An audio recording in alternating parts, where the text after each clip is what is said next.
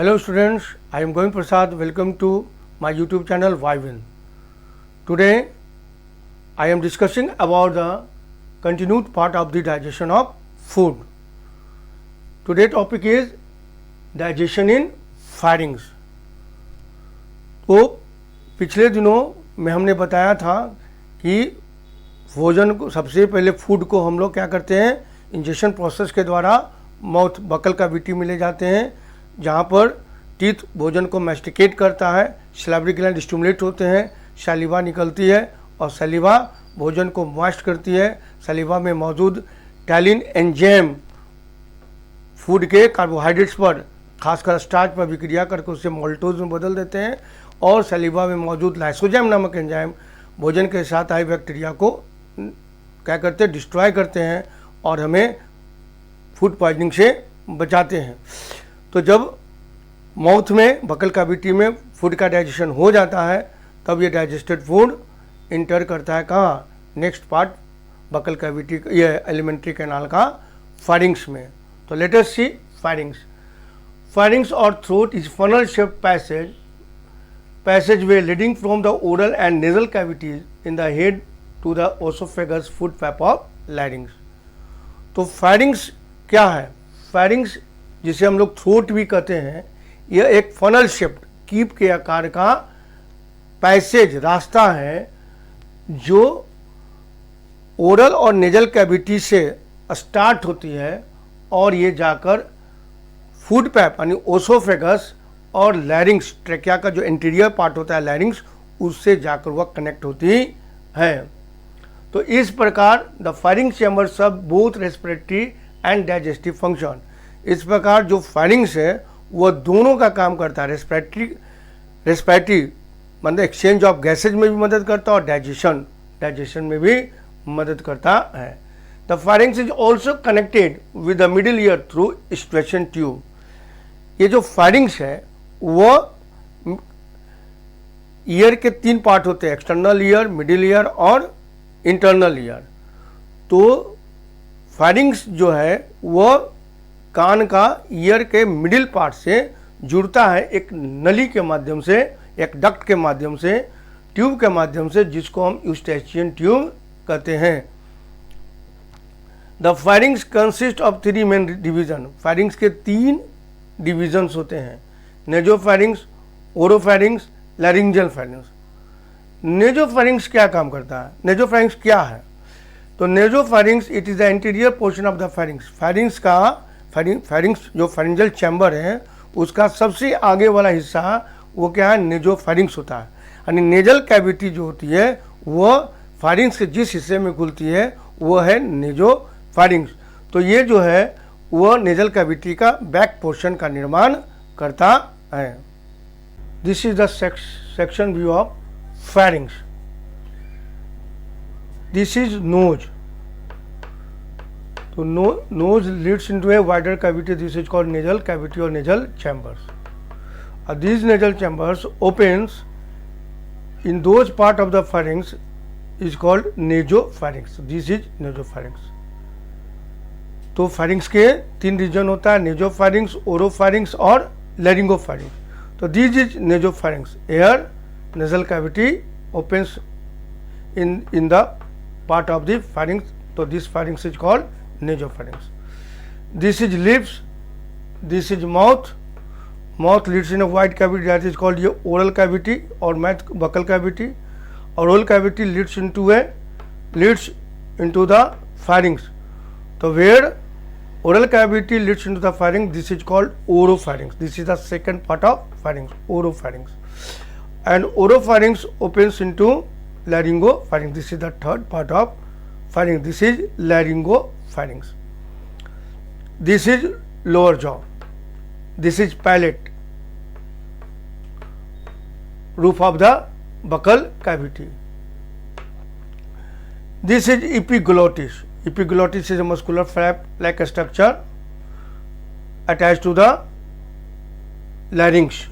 This is the larynx. Larynx is also known as voice box. It is the anterior part of the trachea. Or this larynx leads into a trachea Leeds into trachea, this is the wind pipe. तो ये लैरिंग्स है, लैरिंग्स के ऊपर ये जो लैरिंग्स है, लैरिंग्स से जुड़ा हुआ ये क्या है, एपिग्लॉटिस है। ये आपका लैरिंगो फारिंग्स है, यही आगे जाकर ओसोफेगस में मिल जाता है। अब भोजन जो है वह बकल कैविटी में आएगा, बकल कैविटी से ओरोफेरिंग्स में आता है, ओरोफेरिंग्स से ये जैसे ही नीचे आता है कि लैरिंग्स ऊपर रेज करता है और जाकर एपिग्लॉटिस से सट जाता है। इससे ये जो ओपनिंग ऑफ लैरिंग्स है, मानी ये लैरिंगोफेरिंग्स का जो ओपनिंग होता है लैरिंग्स में, और ये आपका जो है ग्लॉटिस है, the opening of the trachea is known as glottis.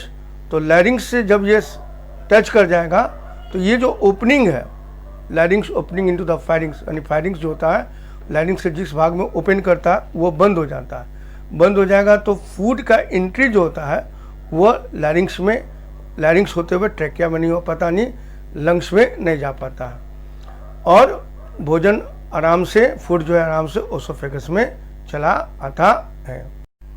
Oropharynx, the nasal pharynx connect to the second region the oropharynx by means of a passage called stomach.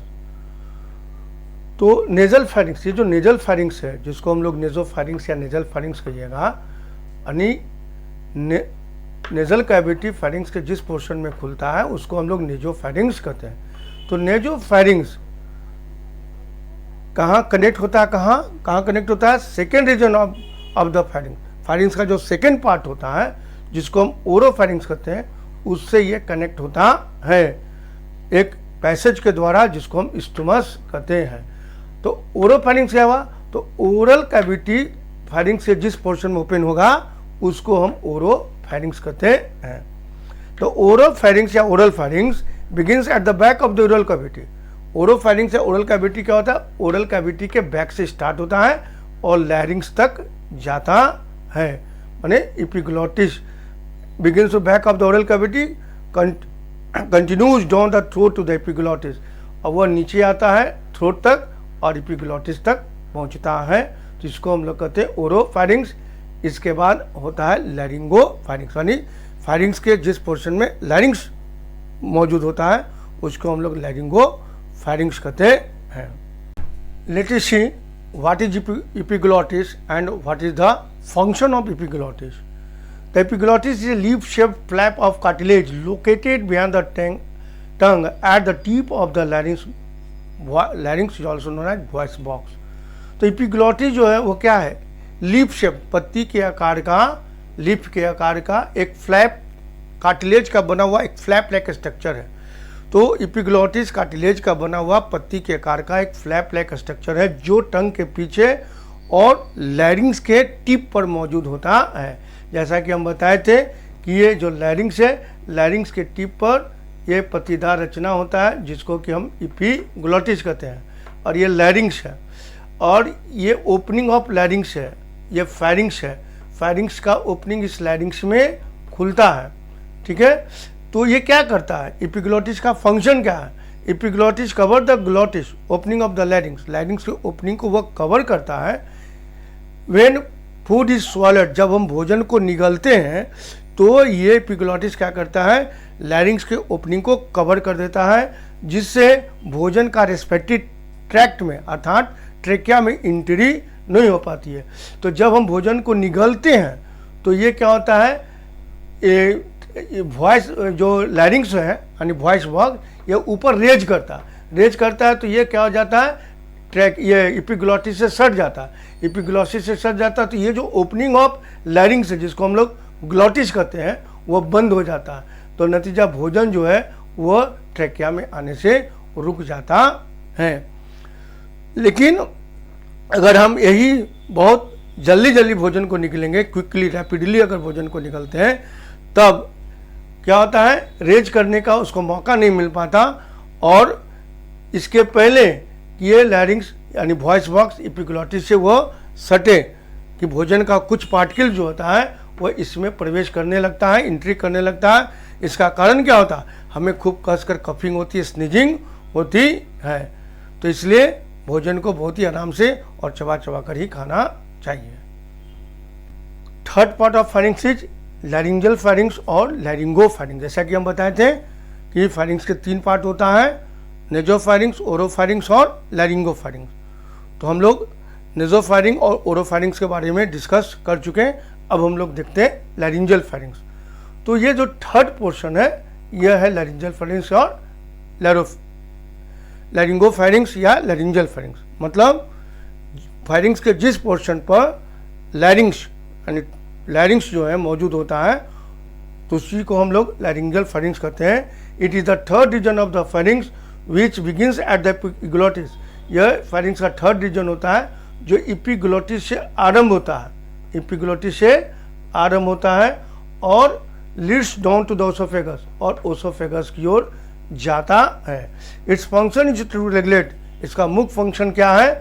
To regulate the passage of air to the lungs and food to the oesophagus. तो इसका मुख्य function है क्या, मुख्य कार्य है कि air को लंग्स तक जाना और भोजन को ओसोफेगस तक जाना, इसको वो नियंत्रित करता है। मतलब भोजन को ओसोफेगस में और एयर को ट्रैकिया में जाने के लिए रेगुलेट करता है, नियंत्रित करता है। तो बस ये था आपका फेरिंग्स, ये याद रखना है। This is the oropharynx, this is the nasopharynx और this is the laryngopharynx. This is the opening of pharynx into the larynx, जिसको हम लोग ग्लोटिस कहते हैं। At the end of the mastication nasal chambers are closed by the raising of uvula. Glottis or opening of the trachea is closed by the raising of larynx to come in contact with the epiglottis. Masticated food enters pharynx into the form of in the form of bolus. Soon the muscles of pharynx contract to push the bolus into the esophagus. तो अब क्या देखते हैं कि जब mastication हो जाता है, बकल कैविटी में भोजन को अच्छी तरह से च्यूड कर लिया जाता है, मेस्टिकेट कर लिया जाता है, चबा लिया जाता है, तब उबला जो है वो रेज करता है। उबला क्या करता है, ऊपर की ओर उठता है और नेजल चैम्बर जो इंटरनल नॉस्ट्रिल्स होता है, इंटरनल नेजल चैम्बर्स होता है, उसको वो बंद कर लेता है। अब now you can ask the what is उबला। तो उबला क्या, उबला जो है एक मस्कुलर पार्ट ऑफ स्किन है hanging down in the posterior part of the buccal cavity. Buccal cavity के अंत में एक क्या है, एक जो है मस्कुलर पॉच जो है वह लटकता रहता है, जिसको कि हम लोग उबला कहते हैं। तो वही उबला रेज करता है और रेज करके इंटरनल नेयर्स जो होते हैं, इंटरनल नॉस्ट्रिल जो होता है, उसको वो क्लोज कर देता, बंद कर देता है। ग्लोटिस और opening trachea is close by the raising of larynx to come in contact with epiglottis. तो अभी हम जो बताएं, ये जो लैरिंग्स है, ये लैरिंग्स ऊपर रेज करता है और रेज करता है और एपिग्लोटिस से क्या हो जाता है, सट जाता है। सट जाता है तो ये जो opening of pharynx into the लैरिंग्स है, जिसको हम लोग ग्लोटिस कहते हैं, वो क्या हो जाता है, बंद हो जाता है।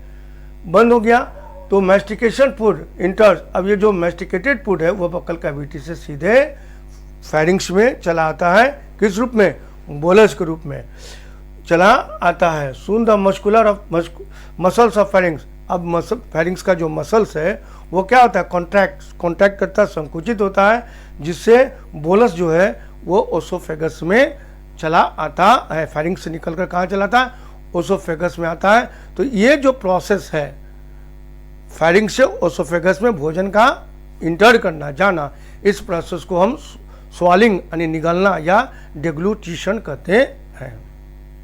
Swallowing is an conditional reflex action by which food bolus is pushed into the stomach from oral cavity via esophagus. तो swallowing मतलब भोजन का निगलना। तो swallowing एक अनकंडीशनल रिफ्लेक्स एक्शन है जिसके द्वारा भोजन को, कैसा भोजन, तो ओरल कैविटी में भोजन को जो डाइजेस्ट किया जाता है वो सैलिवा से सना हुआ भोजन ओरल कैविटी से निकलकर कहाँ चलाता है, स्टोमक में आता है। किसके थ्रू, भाया ओसोफेगस। ओसोफेगस के द्वारा वो ओसोफेगस से होता हुआ स्टोमक में आता है। तो ओरल कैविटी से भोजन का निकलकर ओसोफेगस होता हुआ स्टोमक में आना, इसी को हम लोग स्वेलिंग यानी भोजन का निकलना कहते हैं। Here is the word reflex section. What do you mean by reflex section? Reflex section क्या है?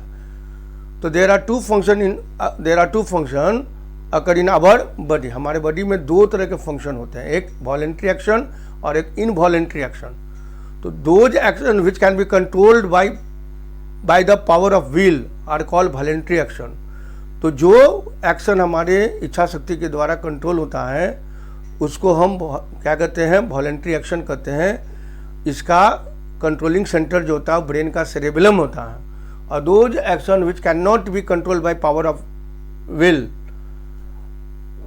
तो ऐसे एक्शन को हम लोग इनवॉलेंट्री एक्शन कहते हैं। जिस एक्शन को आप अपने विल पावर के द्वारा कंट्रोल नहीं कर सकते उसको हम क्या कहते हैं? इनवॉलेंट्री एक्शन कहते हैं, जिसका सेंटर जो होता है वो मेडुला ऑब्लोंगेटा या फिर स्पाइनल कॉर्ड होता है। तो ये जो स्वेलिंग है वो क्या है? एक प्रकार का इनवॉलेंट्री एक्शन है। इनवॉलेंट्री एक्शन को ही हम लोग रिफ्लेक्स एक्शन कहते हैं, जो ऑटोमेटिकली स्पॉन्टेनियस रैपिडली होता है। तो वैसे इनवॉलेंट्री एक्शन जो स्पॉन्टेनियस रैपिडली हो, स्पॉन्टेनियस हो, तो उसको हम इनवॉलेंट्री या रिफ्लेक्स एक्शन कहते हैं। तो स्वेलिंग भी एक प्रकार का रिफ्लेक्स एक्शन है।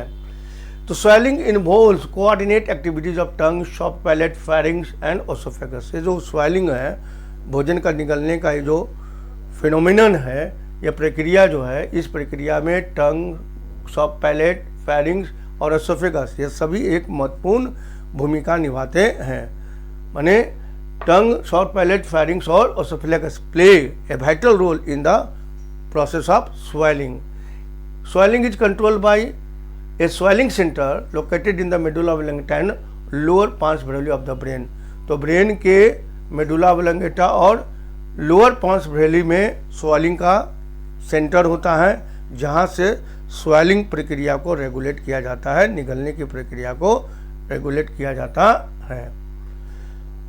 Let us see oesophagus. Oesophagus is the next part of the alimentary canal. तो ओसोफेगस जिसको हम लोग, it is also known as food pipe, जिसको हम लोग फूड पाइप भी कहते हैं। It is a narrow muscular distensible tube. यह एक नैरो संकीर्ण मस्कुलर मसल्स का बना हुआ डिस्टेंसेबल फैलने वाला ट्यूब है, नली है, जो फेरिंग्स को स्टोमक से जोड़ने का काम करता है। It passes through the neck, thorax and diaphragm. ये जो है नेक और थोरेक्स होता हुआ डायफ्राम को पैर्स करता हुआ है ना, स्टोमक में जाकर मिलता है। इसकी लेंथ लगभग 25 सेंटीमीटर होती है। तो oesophagus does not digestive gland. Oesophagus में किसी भी प्रकार का कोई डाइजेस्टिव ग्लैंड नहीं होता है। However its wall secrete mucus for lubrication of passing food. लेकिन ओसोफेगस के वॉल से म्यूकस निकलता है, एक लसलसा पदार्थ, जो भोजन जो पास हो रहा है उस पास होते हुए भोजन से ओसोफेगस की दीवारें रगड़ खाकर इंसवर्ड नहीं हो, इसलिए भोजन को मुलायम और लसदार बनाने के लिए ओसोफेगस के दीवार से म्यूकस निकलता है, जो भोजन के साथ मिलकर भोजन को मॉइस्ट नम बना देता है, ताकि निकलते समय ओसोफेगस की वाल जो है इंसवर्ड नहीं हो। इन oesophagus food is pushed toward the stomach by a wave of alternate contraction and expansion called peristalsis। तो ओसोफेगस के मसल्स में एक कॉन्ट्रैक्शन और एक्सपेंशन, एक बार संकुचन एक बार फैलाव, इस टाइप का अल्टरनेशन जो है एक वेव पैदा होता है, तरंग पैदा होता है, जिसकी वजह से भोजन जो है ओसोफेगस में धीरे धीरे आगे की ओर पुश होता है, सरकता जाता है। और ये जो मूवमेंट है contraction or expansion, alternate contraction expansion movement by the wall of the esophagus, muscle of the wall of the esophagus, इसी को हम लोग पेरिस्टाल्सिस कहते हैं। Let us see peristalsis. What is peristalsis? अब हम लोग पेरिस्टाल्सिस को देखते हैं। पेरिस्टाल्सिस क्या है? Peristalsis is the rhythmic contraction and relaxation of muscles of alimentary canal to push the food forward। मतलब एलिमेंट्री कैनाल के वॉल में मौजूद मसल्स में एक क्या होता है, वेव लाइक मूवमेंट प्रोड्यूस होता है। कैसा वेव लाइक मूवमेंट, एक बार कॉन्ट्रैक्शन एक बार एक्सपेंशन, कॉन्ट्रैक्शन एक्सपेंशन, इस टाइप का एक वेव लाइक क्या होता है मूवमेंट प्रोड्यूस होता है। इसी मूवमेंट को हम लोग पेरिस्टाल्सिस कहते हैं, और इस पेरिस्टाल्सिस मूवमेंट के द्वारा ही भोजन जो है, फूड जो है, वो एलिमेंट्री कैनाल में आगे की ओर सरकता जाता, आगे की ओर बढ़ता जाता है। Peristalsis is produced by involuntary contraction of circular muscle in the oesophagus lying just above and around the top of the bolus। तो पेरिस्टाल्सिस मूवमेंट जो होता है वो प्रोड्यूस होता है involuntary contraction of circular muscle in the oesophagus lying just above and around the top of the bolus. देखो ये है बोलस, इस बोलस के मान लो ये एसोफेगस है, दिस इज द एसोफेगस, ये बोलस है, बोलस फूड बोलस। और इस तो वही कर रहा है कि ओसोफेगस के में जब बोलस मैंने बोलस चला आता है भोजन का, तब क्या होता है बोलस के ठीक ऊपर और सटे हुए टॉप पर जो ओसोफेगस का सर्कुलर मसल्स होता है। तो ओसोफेगस के दीवार में दो तरह की मसल्स होती है, सर्कुलर मसल्स और लॉन्गिट्यूडनल मसल। तो बोलस के ठीक ऊपर lying just above and around the top of the bolus, तो बोलस के ठीक ऊपर चारों ओर सर्कुलर मसल्स होता है, वो कॉन्ट्रैक्ट करता है। क्या होता है, कॉन्ट्रैक्ट करता है, वो कॉन्ट्रैक्ट किया। अब क्या होगा, तो यहाँ जो कॉन्ट्रैक्ट करता है तो यहाँ प्रेशर बनता है, और बोलस के ठीक नीचे सटे हुए, बोलस के बॉटम पर है ना सटे हुए जो ओसोफेगस का लॉन्गिट्यूडनल मसल्स होता है वो भी क्या करता है, वो भी कॉन्ट्रैक्ट करता है, जिसके कॉन्ट्रैक्शन से ओसोफेगस का जो वॉल है वो आउटवर्ड बाहर की ओर निकल जाती है, जिसके कारण यहाँ एक स्पेस बन जाता है, लार्ज स्पेस बन जाता है। और चूंकि ऊपर का सर्कुलर मसल कॉन्ट्रैक्ट किया है तो यह बोलस जो है से नीचे चला आता है। फिर उसके बाद ऊपर का जो सर्कुलर मसल्स है वो क्या होता है, रिलैक्स कर जाता है। तो इस तरह से फिर यहाँ आ गया, तो फिर रिलैक्स हो गया, तो भोजन वहाँ से निकल कर यहाँ आ गया। अब इसके बाद फिर इस बोलस के ऊपर का सर्कुलर मसल कॉन्ट्रैक्ट करेगा, नीचे का लॉन्गिट्यूडनल मसल भी कॉन्ट्रैक्ट करेगा, तो वॉल जो है आगे की ओर फॉरवर्ड मन आउटवर्ड आगे की ओर बढ़ेगी, तो वहाँ पर क्या होगा, एक स्पेस बन जाएगा, लार्ज एरिया बनेगा, तो बोलस जो है फिर उसके नीचे चला आएगा, और उसके बाद ऊपर का जो है सर्कुलर मसल रिलैक्स हो जाएगा। तो ये जो वेव लाइक मोशन प्रोड्यूस हो रहा है कॉन्ट्रैक्शन और एक्सपेंशन का, तो इसी को हम लोग पेरिस्टाल्सिस मूवमेंट कहते हैं, और इससे भोजन ओसोफेगस से धीरे धीरे बढ़ते हुए स्टोमक में चला आता है। तो peristalsis produce by involuntary contraction of circular muscle in the oesophagus lying just above and around the top of the bolus and simultaneous contraction of longitudinal muscle lying around the bottom of and just below the bolus। तो जिस समय circular muscles contract करता है bolus के ठीक ऊपर, ठीक उसी समय लॉन्गिट्यूडनल मसल भी बोलस के ठीक नीचे कॉन्ट्रैक्ट करता है, जिसकी वजह से ओसोफेगस आउटवर्ड आ जाती है ना, ओसोफेगस का डायमीटर थोड़ा बढ़ जाता है, नीचे की ओर भोजन चला आता है उसमें।